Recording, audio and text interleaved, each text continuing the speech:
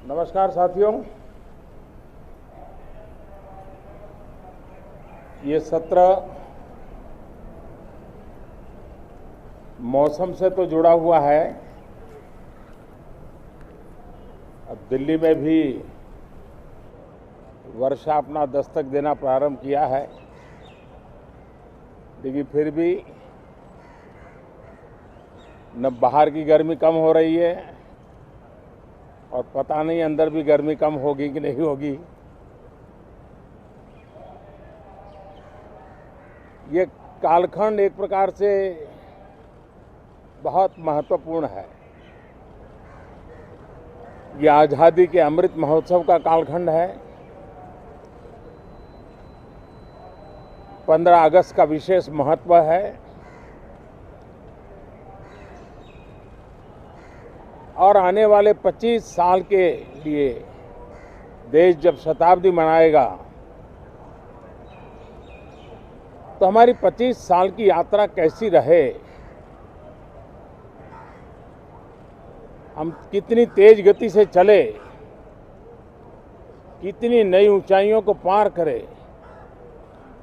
इसके संकल्प लेने का एक कालखंड है। और उन संकल्पों के प्रति समर्पित होकर के देश को दिशा देना,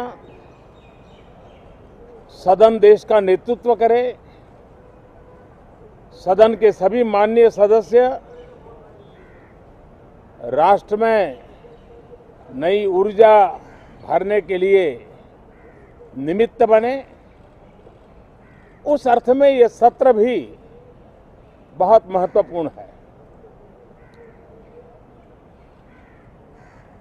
ये सत्र इसलिए भी महत्वपूर्ण है कि इसी समय राष्ट्रपति पद और उपराष्ट्रपति पद के चुनाव हो रहे हैं। आज मतदान भी हो रहा है और इसी कालखंड में देश को नए राष्ट्रपति, नए उपराष्ट्रपति, उनका मार्गदर्शन प्रारंभ होगा।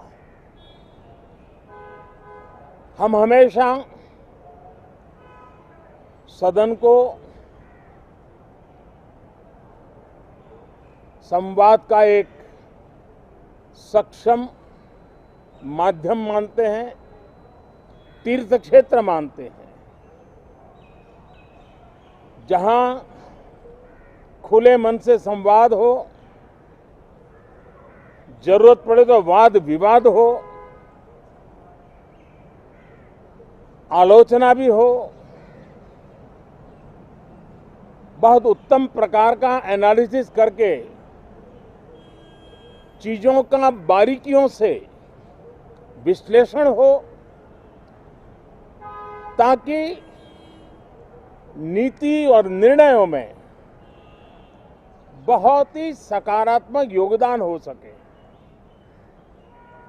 मैं सभी आदरणीय सांसदों से यही आग्रह करूंगा कि गहन चिंतन, गहन चर्चा, उत्तम चर्चा और सदन को हम जितना ज्यादा प्रोडक्टिव बना सके, सदन को जितना ज्यादा फ्रूटफुल बना सके, उसलिए सबका सहयोग हो और सबके प्रयास से ही लोकतंत्र चलता है, सबके प्रयास से ही सदन चलता है, सबके प्रयास से ही सदन उत्तम निर्णय करता है। और इसलिए सदन की गरिमा बढ़ाने के लिए भी हम सब अपने कर्तव्यों का निर्वाह करते हुए इस सत्र का राष्ट्रहित में सर्वाधिक उपयोग करें और हर पल याद रखें कि आजादी के लिए जिन्होंने अपनी जवानी खपा दी, अपना जीवन खपा दिया, जिंदगी जेलों में काटी, कुछ ने शहादत स्वीकार की, उनके सपनों को ध्यान में रखते हुए और जब 15 अगस्त सामने है तब सदन का सर्वाधिक सकारात्मक उपयोग हो, यही मेरी सबसे प्रार्थना है। आप सबका भी बहुत बहुत धन्यवाद।